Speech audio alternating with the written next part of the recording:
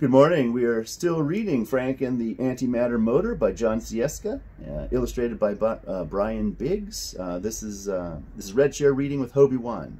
Chapter 15. It's about 3 pages long. On the sandy ground at the top of the highest hill, under the oldest oak tree in the Midville Forest Preserve, the last wave of the Red Ant Army attacks the entrance to the Black Ants' Hill. A line of giant-headed black soldier ants meets and mow down the charge, easily dropping the red ants to pieces with their jagged, oversized mandibles. The invading red ant army is reduced to a scattering of heads, abdomens, and thorax parts, bent feelers, and ripped-off legs. The black ant army is victorious. A speck appears in the blue sky near the horizon.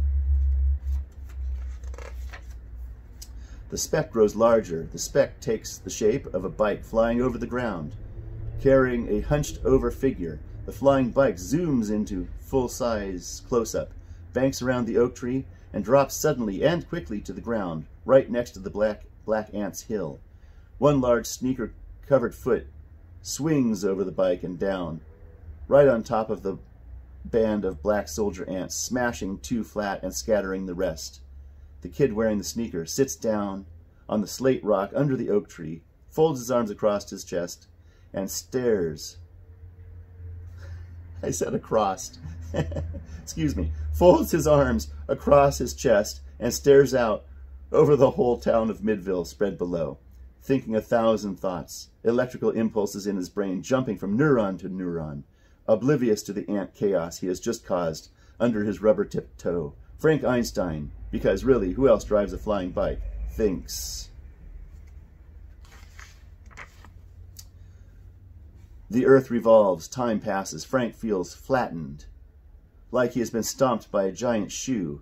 The ants next to Frank's sneaker begin digging a new tunnel, begin mounding a new anthill.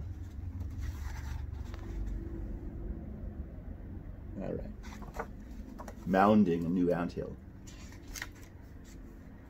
Frank mutters darkly to himself, "Best invention ever. Single drop of water, the Edison antimatter motor."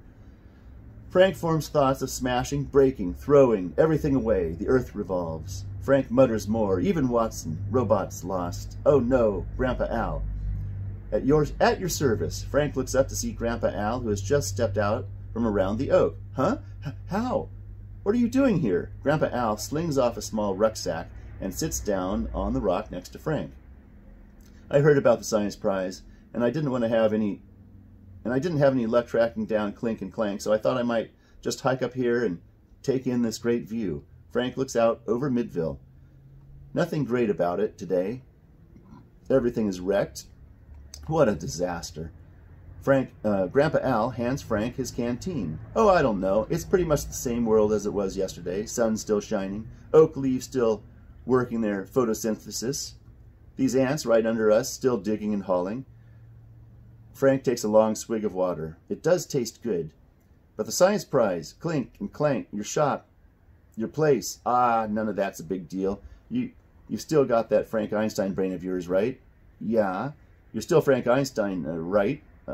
Yeah. So you can keep asking questions and finding your own answers. We don't